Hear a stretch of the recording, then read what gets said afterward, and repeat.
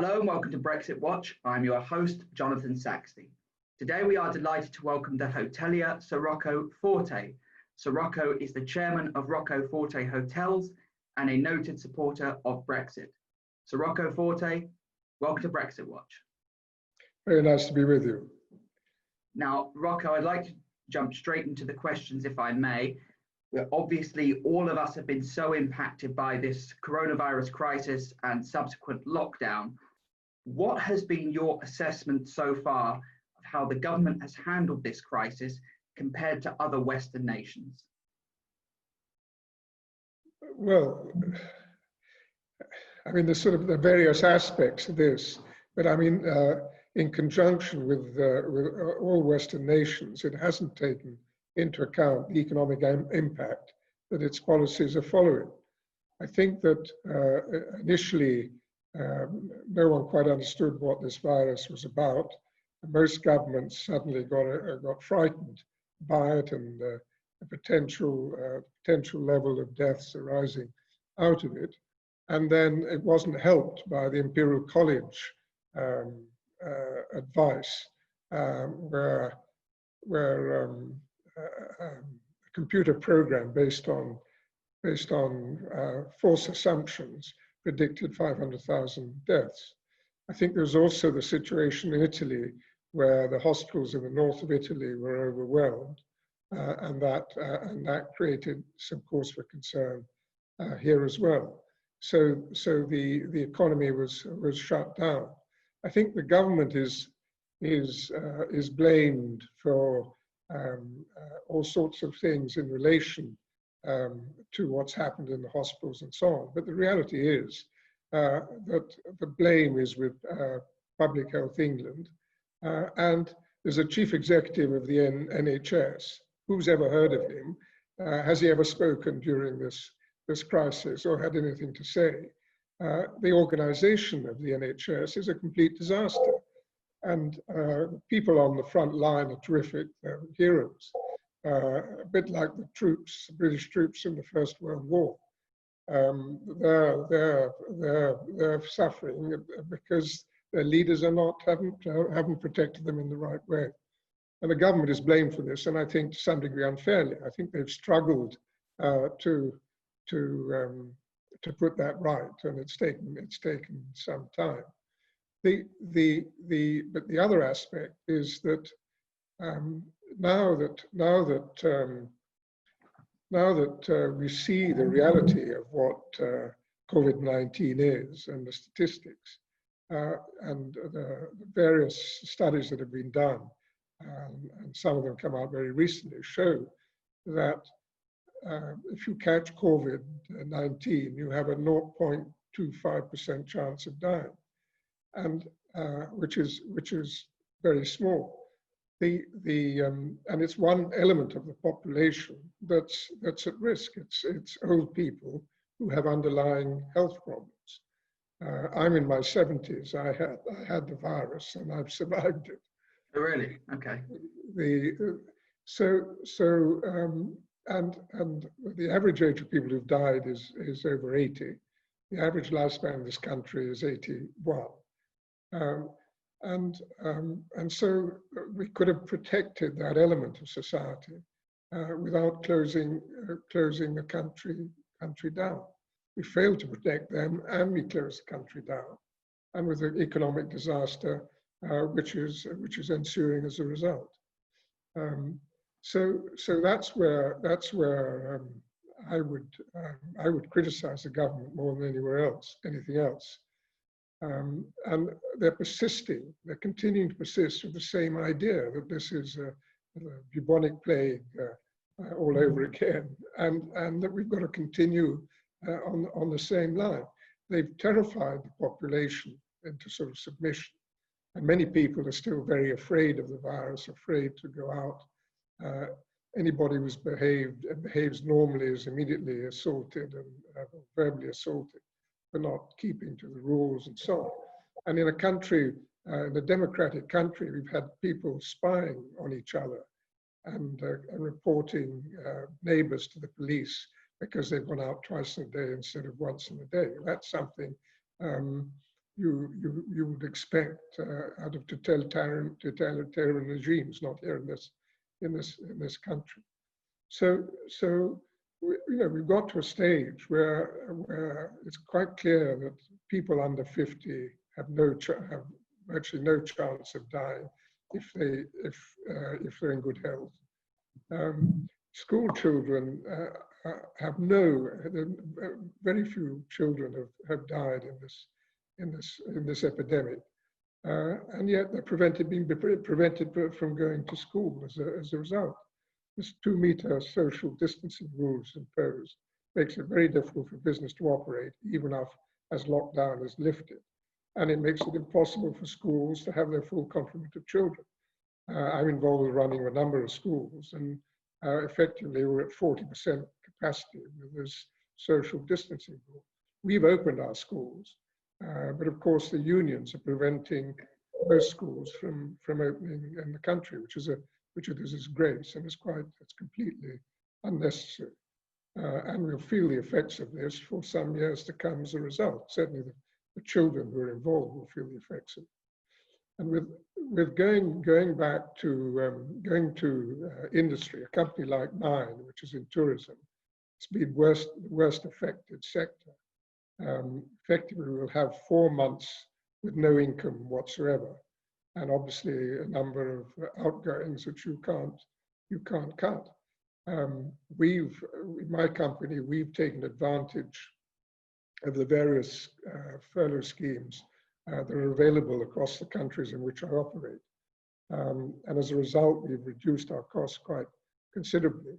But nevertheless, I have outgoings of 5.5 million a month, despite all the savings and everything else I've made. The people who've continued to work have taken salary cuts and so on. We've got outgoings of 5.5 million a month. We don't know yet, as an industry in this country, whether it will be allowed to reopen on July the 4th. The furlough scheme is tailing off over August, September, and October. Our business won't be operating on a normal basis till next year. We'll continue to have very low occupancies and very poor attendance in our restaurants and bars, particularly if the social distancing rules continue. There's no international travel at the moment, and that will pick up very slowly. And that's a very important part of the tourist industry and hotels which work with an international clientele like mine. So it's a disaster. And I will have seen 50 million go out of the window in my company, and I'm a relatively small company. The effect on the industry and which is made up of a lot of small business, is completely disastrous. Yeah. But the government at this moment in time doesn't seem to be aware of this, and it believes that we don't need time to get ourselves together to open our hotels.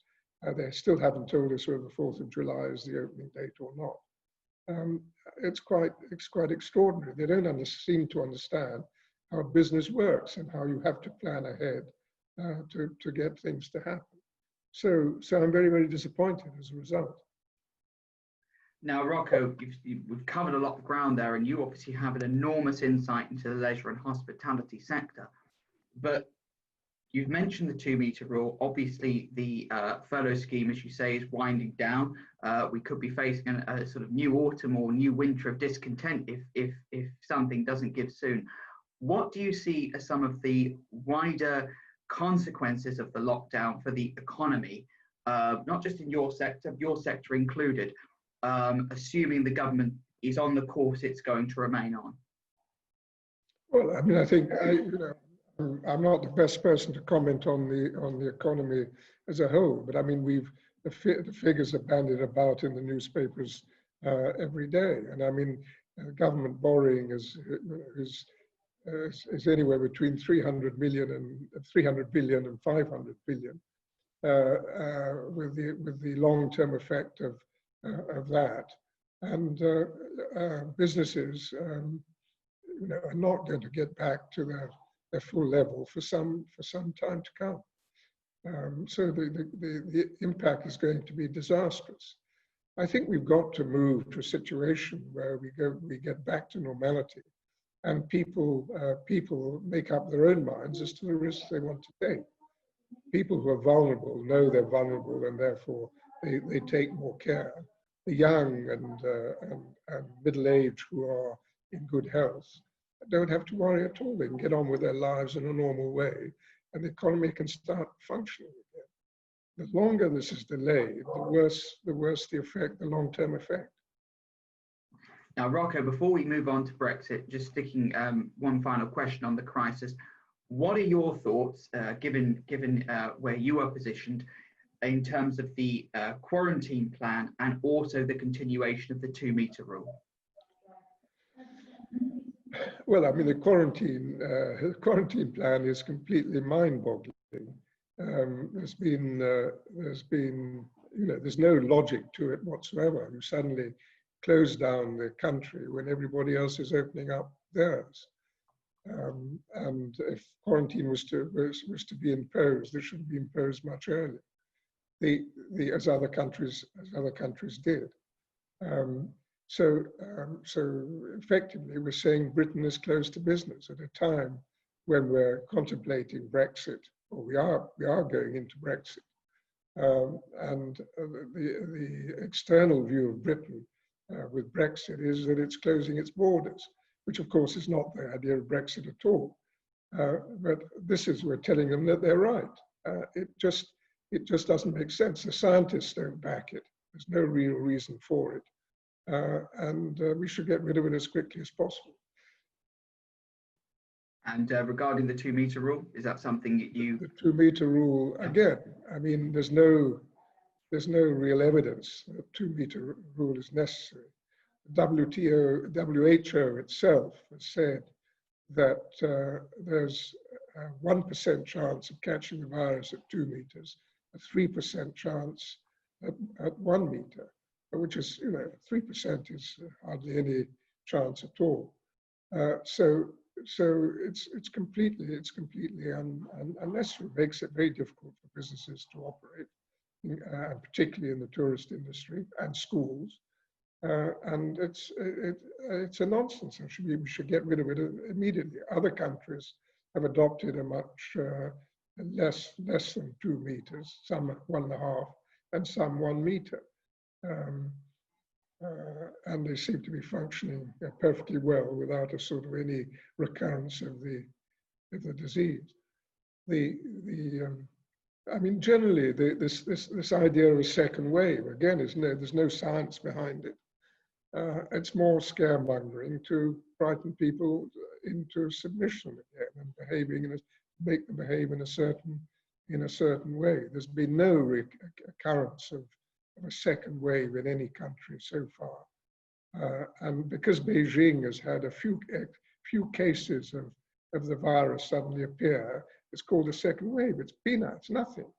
It's a nonsense. It's just propaganda to keep us all on our toes and keep us behaving the way the government wants us to, and it's wrong. Now, Rocco, leaving the coronavirus situation. There's one other point. There's one other point on this whole thing, which the German government.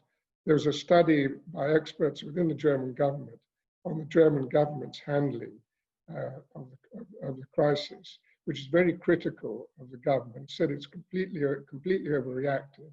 The lockdown was unnecessary, and compared the situation to the influenza epidemic of 2017-18, when 1.5 million people died worldwide. The death toll worldwide is 350,000 at the moment, so nothing like that. The economies weren't closed down because of the influenza epidemic. When I was 23, 68, 69, there was the Hong Kong flu. I don't remember anything about it. I remember a lot of events at that time, but it wasn't spoken about. 80,000 people died of it in the UK.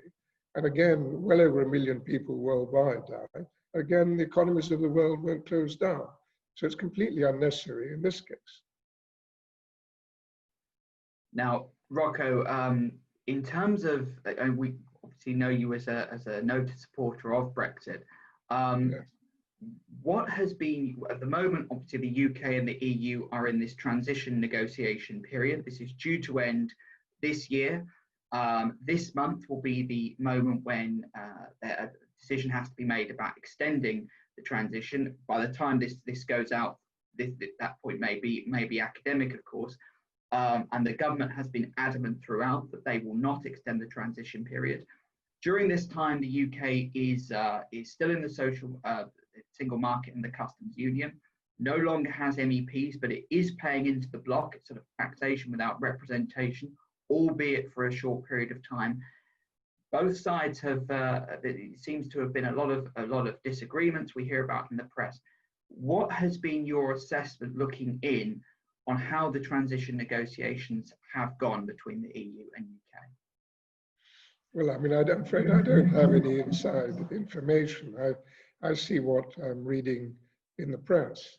And it's quite clear that the European Union seems to be insisting on this level playing field.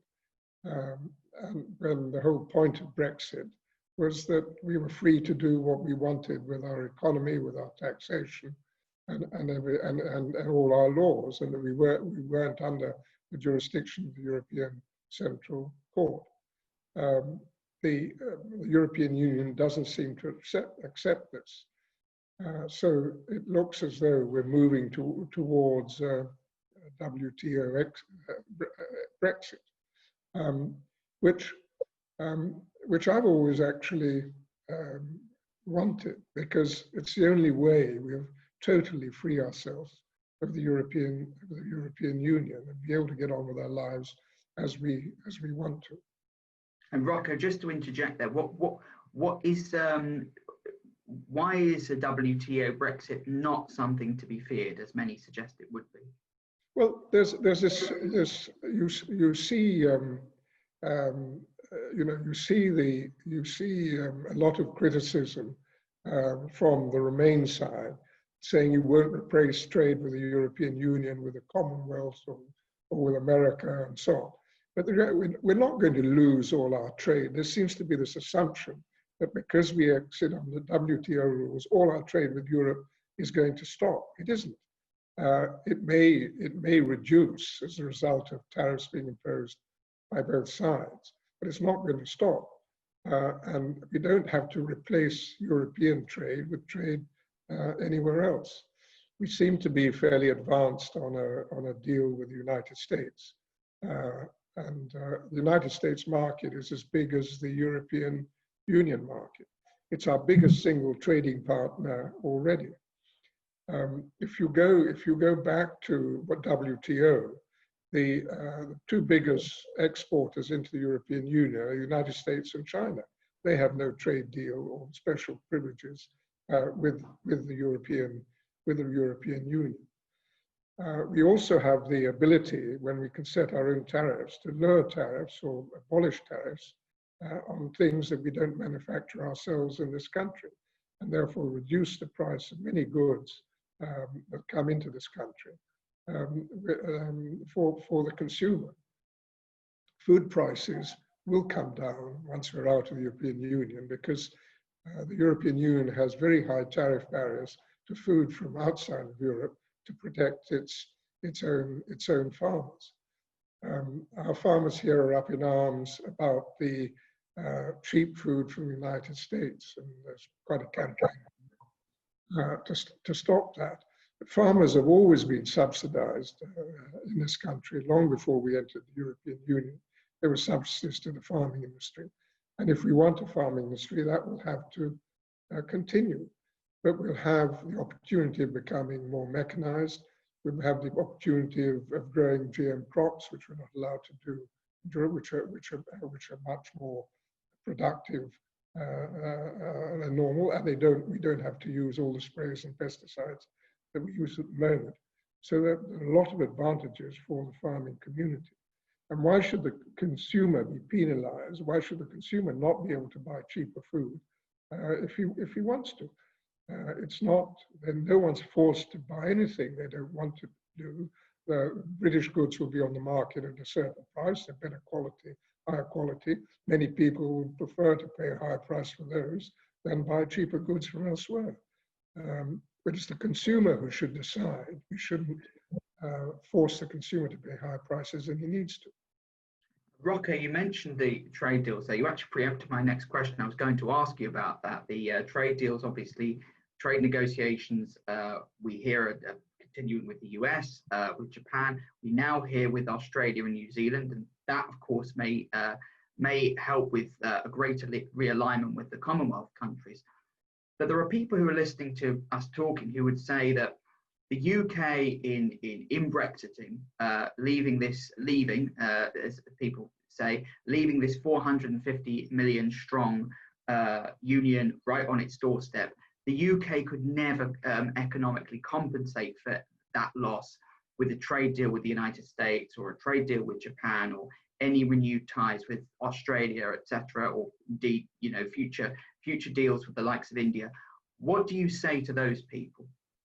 But we're not, I said earlier, there's this impression that we're going to lose all our trade with Europe. We're not. Europe has a 90 billion trade surplus with the UK. It's in Europe's interest to continue trading with the UK on favorable terms. Italy, which I know a lot more about, is desperate to continue. It has a 12 billion deficit with a surplus with the UK. They're desperate to continue trading with the UK. They have their wines, their food, their cheeses, and so on. They want to continue to export.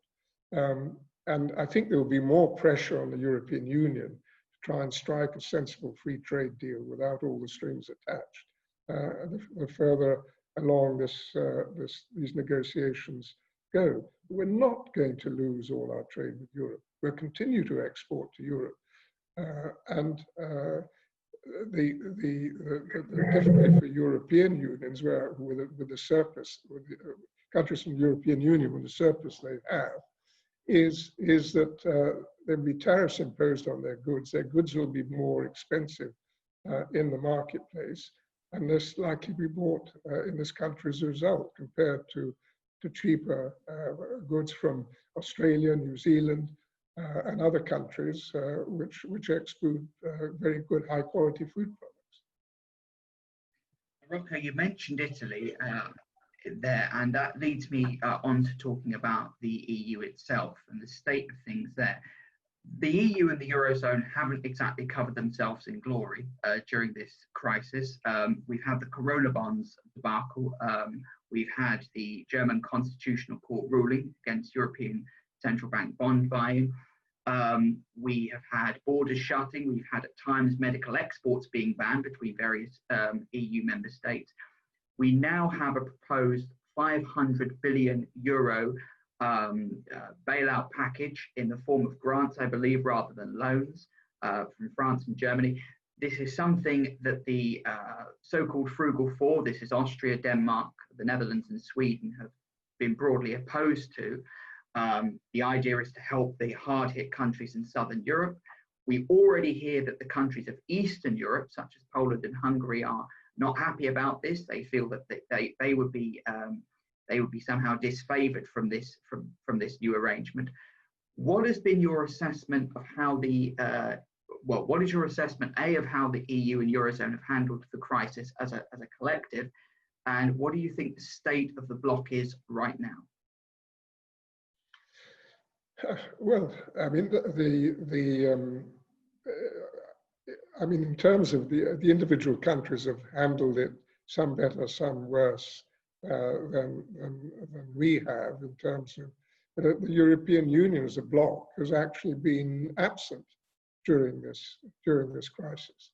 It is now trying to come together, and mostly at the instigation of Germany and France, to come to the help of the southern European countries in particular, which have suffered particular damage and were already in a very precarious position before the COVID crisis started. initially Christine Lagarde at the European Central Bank said it wasn't her business to help countries maintain their interest rate parity within the bloc. But of course she's changed her mind, and there's bond buying taking place, quantitative easing taking place by the European Central Bank, which is obviously going to help. And we'll see what happens with this.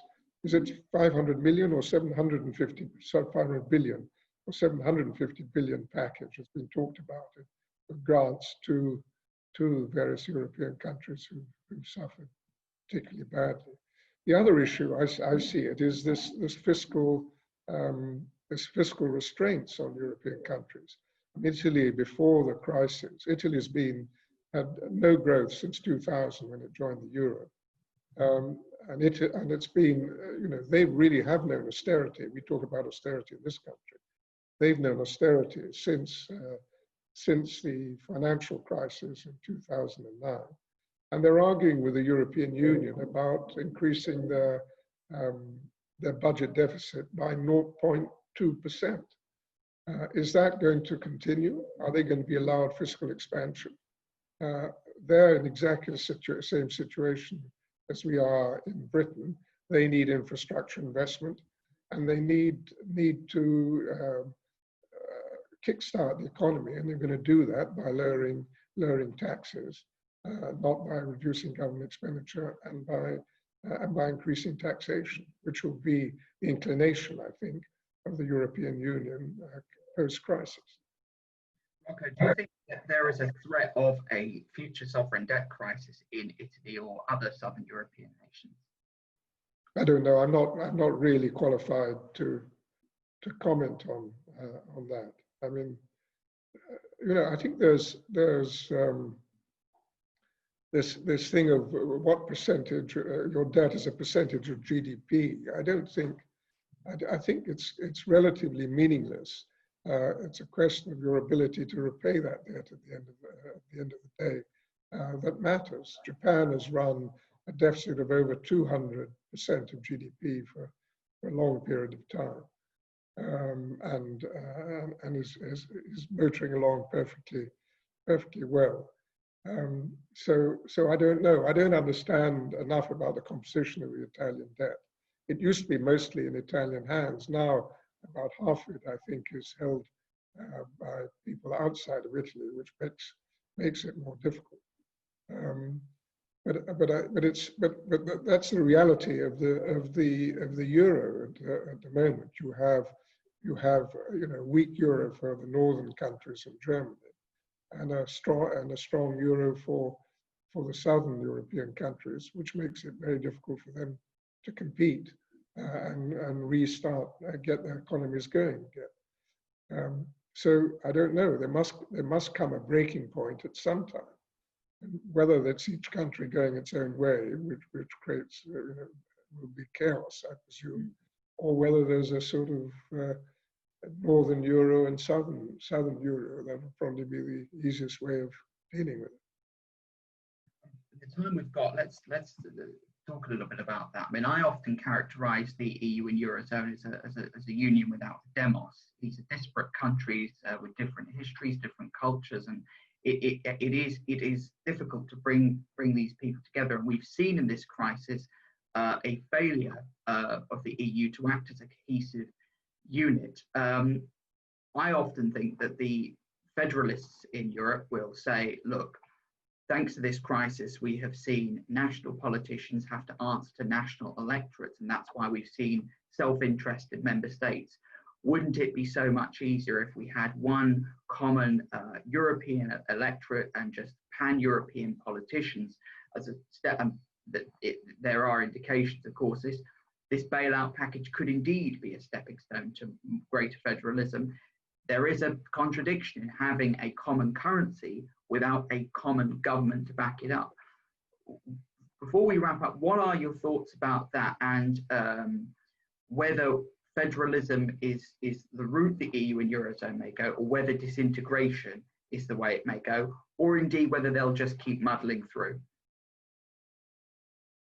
well, you have 27 countries without us, each with their own different views, each from their own different starting points, because some of them are more recent joiners to the European Union than others. I think it's very difficult, and I think clearly you can't have a single currency without fiscal transfer. But the single currency was a political decision to drive unification, which it hasn't succeeded in doing. And I think it's unlikely, particularly, for example, the German electorate, who want a situation where it sees German money supporting, as they would see it, the lazy South, or the inefficient south of Europe. Although they benefit hugely, they benefit hugely from the European Union themselves. And I think at the end of the day, it's very difficult. There are countries with a different culture and a different history. It's very difficult for them to unite behind a single figure, a single president. What language is he going to speak? Probably English is the one they'd understand most, which would be slightly ironic, actually, and so on. I mean, how do you communicate to such a diverse population? I mean, people in Sicily talk of Italy as the continent, so let alone the European Union, and many countries have joined the European Union because of the subsidies they see that they're able to get out of it. Viktor Orban, I met long before his recent term in office. I said, why do you want to join the European Union? I mean, you have your own currency, you have a lower wage cost, it gives you a chance to develop the country. He said, you don't understand. He said, the money I get from the European Union is 1.5 times what I can raise in taxes in this country. And that's what it was all about. But we're getting to the end of that, and the inducement is no longer there for a lot of countries. Italy is a net contributor to the European Union with all the difficulties it has. Okay, we've covered a lot of ground today. We've spoken about the coronavirus situation, the lockdown. We've spoken about Brexit, the negotiations, trade deals, and of course the situation in Europe itself. If you had one broad prediction or forecast, could be for the UK, could be for Europe, could be globally, could be economically, could be politically. If you had one prediction or forecast for the next 6 to 9 months, a sort of immediate to midterm, what would that prediction or forecast be? Well, it's not what I'd like to see, but I think we'll carry on muddling along, unfortunately, and without too much clarity. And until there is clarity, the world won't get back to behaving in a normal way. I think that probably brings up an end to our discussion. So, Rocco Forte, thank you for your time today with Brexit Watch. We really appreciate it. Thank you. Thank you. And thank you for watching. You can find out more at www.brexit-watch.org. You can also find us on Facebook and on Twitter. Please subscribe to our YouTube channel. Until next time.